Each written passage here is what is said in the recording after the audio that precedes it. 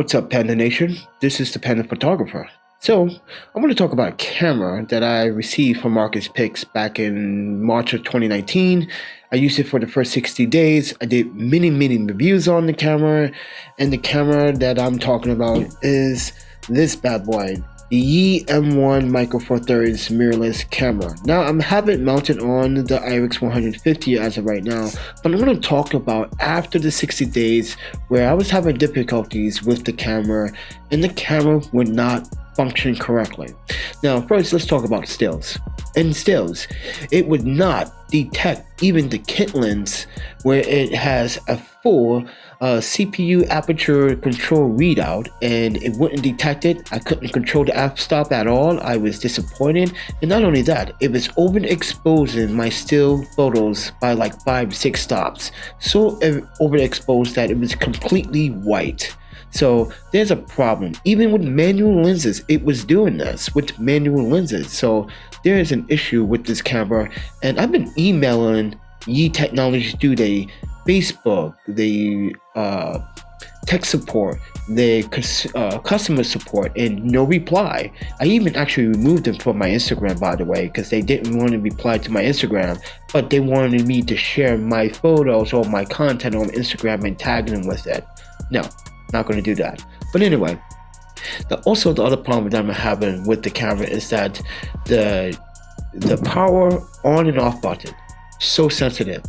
I put it in my book bag one day.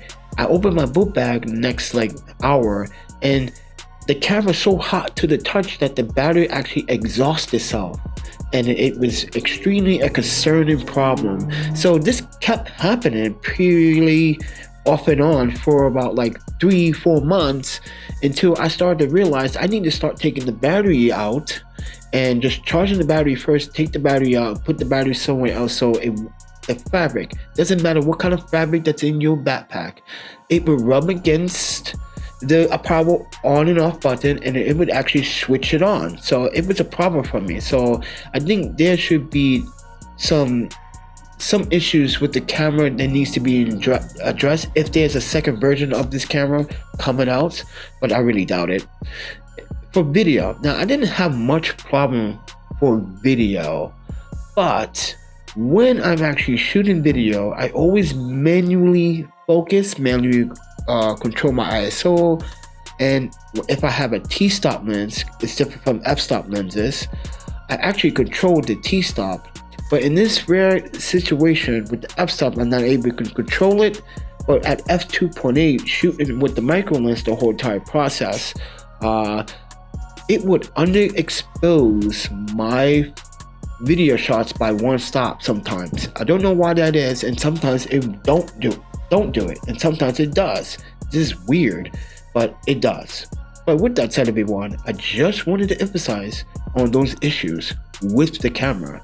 And not only that, the HDMI, don't bother people. Please stop asking in the videos, can the HDMI plugin can be used for a third party monitored? And I'm going to tell you right now, the answer is no. It's an output to a television, so you can watch your content on the television. It's not meant to display onto another monitor, so keep that in mind.